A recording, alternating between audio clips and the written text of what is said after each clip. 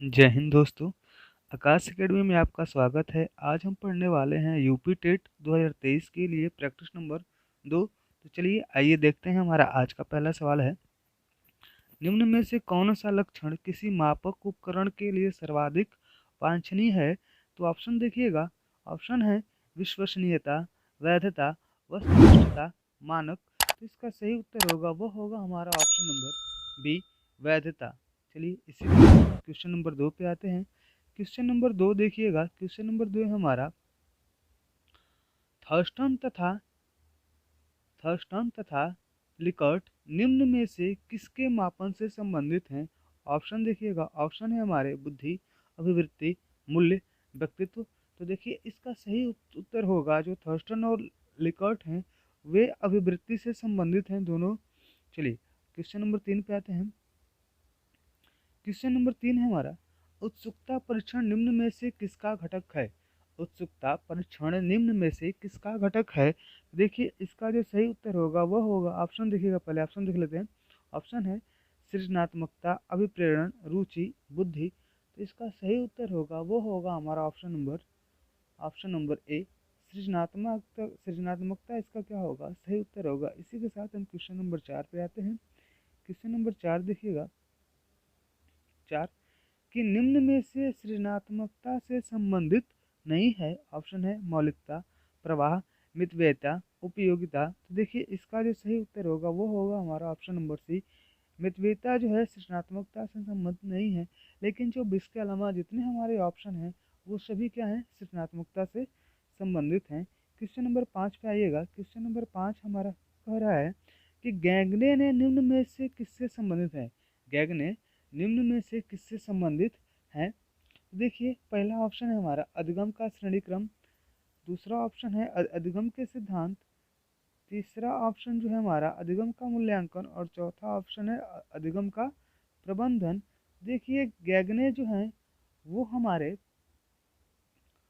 अधिगम के श्रेणी क्रम से संबंधित है। तो सही उत्तर होगा वो होगा हमारा ऑप्शन नंबर ए। चलिए इसी के साथ क्वेश्चन नंबर 6 पे आते हैं। क्वेश्चन नंबर 6 देखिएगा। 6 कह रहा है क्वेश्चन कि बुद्धि लब्धि के संबंध में क्या शब्द है, क्या सत्य है? पहला देखिएगा बौद्धिक आयु व्युत्क्रमानुपाती से संबंधित है। दूसरा है कलानुक्रमी आयु में प्रत्यक्ष संबंधित है। दूसरा ऑप्शन है अगला है कलानुक्रमी आयु में व्युत्क्रमी संबंधित है। और आखिरी ऑप्शन है बौद्धिक तथा कलानुक्रमिक आयु दोनों से प्रत्यक्षता संबंधित है। तो इसका ऑप्शन जो होगा सही उत्तर होगा वो होगा हमारा ऑप्शन नंबर सी, कालानुक्रमिक आयु में व्युत्क्रमी संबंधित है। चलिए आते हैं क्वेश्चन नंबर 7 पे। क्वेश्चन नंबर 7 देखिएगा। क्वेश्चन नंबर 7 कह रहा है, क्वेश्चन नंबर 7 है 16 पीएफ का प्रयोग किसके मापन हेतु किया जाता है? 16 पीएफ का प्रयोग किसके मापन हेतु किया जाता है? तो 16 पीएफ का मापन का प्रयोग व्यक्तित्व के लिए किया जाता है। और 16 पीएफ का फुल फॉर्म होता है, पीएफ का होता है पर्सनालिटी फैक्टर, ठीक है, या व्यक्तित्व मापन का प्रयोग। चलिए इसी के साथ हम आते हैं क्वेश्चन नंबर 8 पे। क्वेश्चन नंबर 8 देखिएगा हमारा क्या कर रहा है। क्वेश्चन नंबर 8 कर रहा है कि बुद्धि का तरल मौजिक मॉडल किसने दिया है?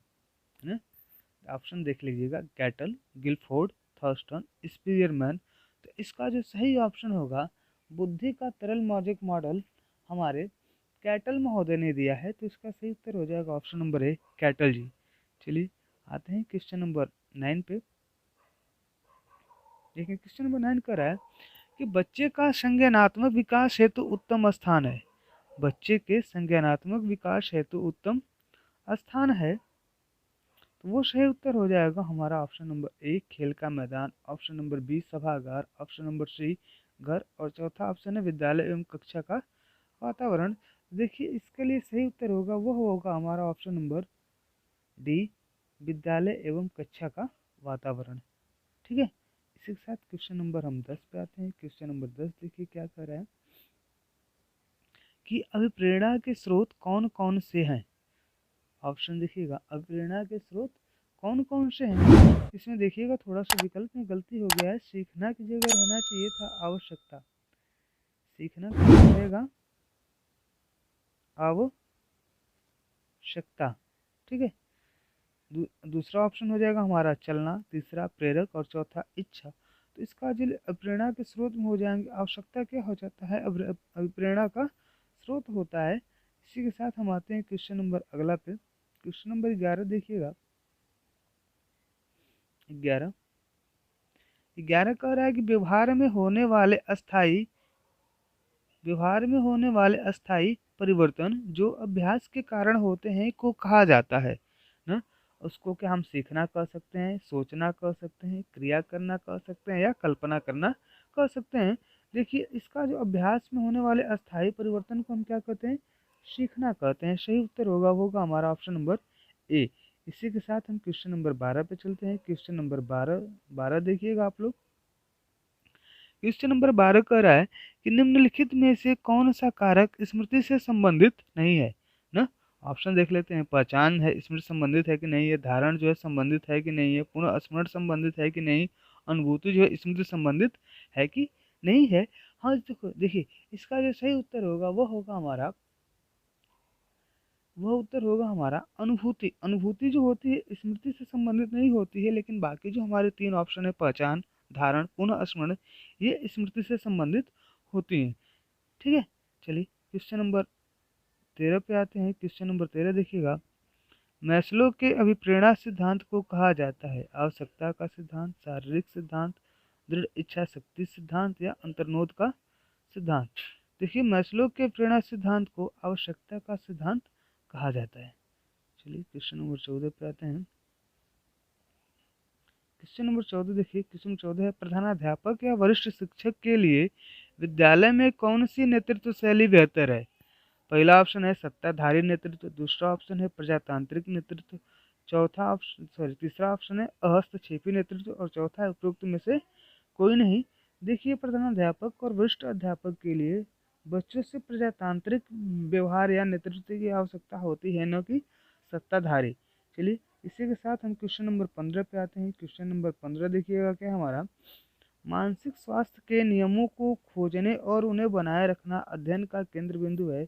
ये किसने कहा है, सेफर ने कहा है कि हेडफील्ड ने कहा है, ड्रेवर ने कहा है, या लेडल ने कहा है। देखिए इसका जो सही उत्तर होगा वह होगा हमारे ड्रेवर महोदय क्या है, वो सही उत्तर मिल गया। हाँ ऑप्शन सी पे है ड्रेवर जी, तो सही उत्तर हो जाएगा ऑप्शन नंबर सी। चलिए आते हैं क्वेश्चन नंबर 16 पे। 16 देखिए क्वेश्चन नंबर 16 क्या कर रहा है कि चेस तथा कार्ड को निम्न में किस में वर्गीकृत किया जा सकता है। ऑप्शन ए है लड़ाई वाले खेल में, बौद्धिक खेल में, प्रायोगिक खेल में, या गतिमान खेल में। तो जो चेस और कार्ड होता है वो हमारा होता है बौद्धिक खेल, न कि लड़ाई वाले खेल, न प्रायोगिक खेल, और न ही गतिमान खेल इसमें नहीं आता है। चलिए अगले आते हैं क्वेश्चन नंबर 17 पे हमारा। देखिएगा क्वेश्चन नंबर 17 जो होगा, अभिवृत्ति संप्रत्यय है संज्ञान परक का, क्रिया परक का, संवेगात्मक या उपयुक्त सभी का। इसका जो सही हो जाए उत्तर होगा वो होगा हमारा ऑप्शन नंबर डी। अभिवृत्ति जो है उपयुक्त सभी से संबंधित है। चलिए इसी के साथ क्वेश्चन नंबर 18 पे आते हैं। क्वेश्चन नंबर 18 हो जाएगा, मनोवैज्ञानिक के अनुसार बुद्धि सीखने की क्षमता है, अमूर्त चिंतन की योग्यता है, या तो ए या तो बी, या ए और बी। तो मनोवैज्ञानिकों के अनुसार जो बुद्धि होती है वो सीखने की क्षमता और अमूर्त चिंतन की योग्यता होती है, इसीलिए हमारा ऑप्शन नंबर 4 सही हो जाएगा। क्वेश्चन नंबर 19 पे आते हैं। क्वेश्चन नंबर 19 देखिएगा, प्रेरणा वही संबंध उपलब्धि से है जो अधिगम का खाली स्थान है ना।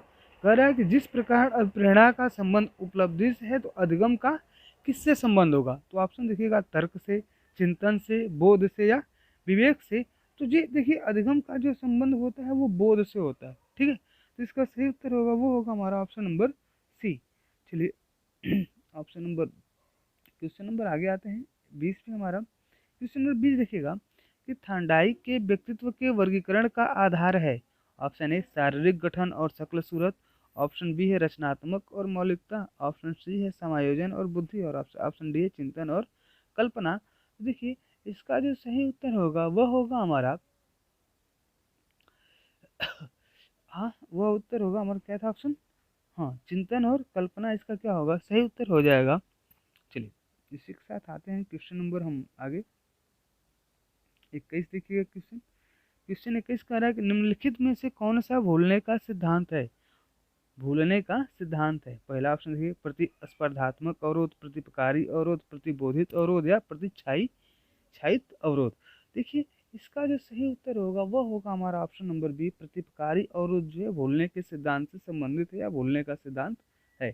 22 पे आते हैं। क्वेश्चन नंबर 22 देखिएगा, निम्नलिखित में से मानसिक विकार के लक्षणों को सही दर्शाते हैं सिवाय भग्नाशय के, तनाव के, संबंध के या चिंता के। देखिए इसका जो सही उत्तर होगा वो हमारा हो जाएगा संबंध। संबंध के सिवाय सभी लक्षण क्या है, मानसिक विकार को दर्शा रहे हैं। ठीक है, चलिए इसी के साथ क्वेश्चन नंबर 23 पे आते हैं। क्वेश्चन नंबर 23 देखिएगा कि विकास के किस काल को अत्यधिक दबाव और तनाव का काल कहा जा सकता है। किशोरावस्था, प्रौढ़ावस्था, मध्यावस्था या वृद्धावस्था। देखिए किशोरावस्था को हम क्या कर सकते, अत्यधिक दबाव तनाव का काल कहते हैं। चलिए क्वेश्चन नंबर 11 पे आइएगा। क्वेश्चन नंबर 11 कह रहा है कि पावलोव ने सीखने के अनुबंधन अनुक्रिया सिद्धांत का प्रतिपादन खाली स्थान पर प्रयोग करके किया था। खरगोश पर किया था, चूहे पर, कुत्ता पर, बिल्ली पर। तो पावलोव ने कुत्ते पे क्या है अपने प्रयोग किया था। तो इसका सही उत्तर हो जाएगा वो होगा हमारा ऑप्शन नंबर सी। ठीक है, इसी के साथ चलिए आते हैं क्वेश्चन नंबर 25 पे। सीखने के वक्र सीखने की प्रगति के सूचक हैं, सीखने की मौलिकता के सूचक हैं, सीखने के गत्यात्मक स्वरूप के सूचक हैं, सीखने की रचनात्मक के सूचक हैं। देखिए सीखने के जो वक्र होता है सीखने की प्रगति के सूचक होते हैं। इसी के साथ हम क्वेश्चन नंबर 26 पे आते हैं। क्वेश्चन नंबर 26 देखिएगा, अध्यापन के समय अध्यापक को निम्नलिखित में से किसका सर्वाधिक ध्यान रखना चाहिए। विषय वस्तु का, विद्यार्थियों की आयु का, व्यक्तिगत भिन्नता का या विद्यार्थी की पारिवारिक पृष्ठभूमि का। देखिए बच्चों को पढ़ाते समय अध्यापक को चाहिए कि बच्चों के व्यक्तिगत भिन्नता के बारे में ख्याल करें। इसी के साथ हम क्वेश्चन नंबर 27 पे आते हैं। क्वेश्चन नंबर 27 देखिएगा, कुर्ट लेविन के अनुसार समूह में जो परिवर्तन होते हैं उन्हें परस्परता कहते हैं, रचनात्मक कहते हैं, गतिशीलता कहते हैं या संगति कहते हैं। देखिएगा इसका जो उत्तर होगा कहते हैं, देखिए वो होगा ऑप्शन नंबर 27 का सही उत्तर होगा वो होगा हमारा ऑप्शन नंबर सी। क्या उसको हम कहते हैं, गतिशीलता कहते हैं। चलिए इसी के साथ क्वेश्चन नंबर 28 आते हैं। मानसिक स्वास्थ्य और खाली स्थान में घनिष्ठ संबंध है, अभिवृत्ति, स्वीकार्यता, वचन या समायोजन। तो देखिए इसका जो सही उत्तर होगा वो होगा हमारा समायोजन। ठीक है, मानसिक स्वास्थ्य और समायोजन में घनिष्ठ संबंध होता है। इसी के साथ क्वेश्चन नंबर 28 पे आते हैं। क्वेश्चन नंबर 28 देखिएगा, हमारा क्वेश्चन नंबर 28 क्या कर रहा है कि निम्न में से कौन अधिगमकर्ता को अधिक स्वतंत्रता देता है, संरचनावाद, क्रियाशीलतावाद, व्यवहारवाद या सृजनशीलता। देखिए जी इसका सही उत्तर होगा वो होगा हमारा ऑप्शन नंबर डी सृजनशीलता।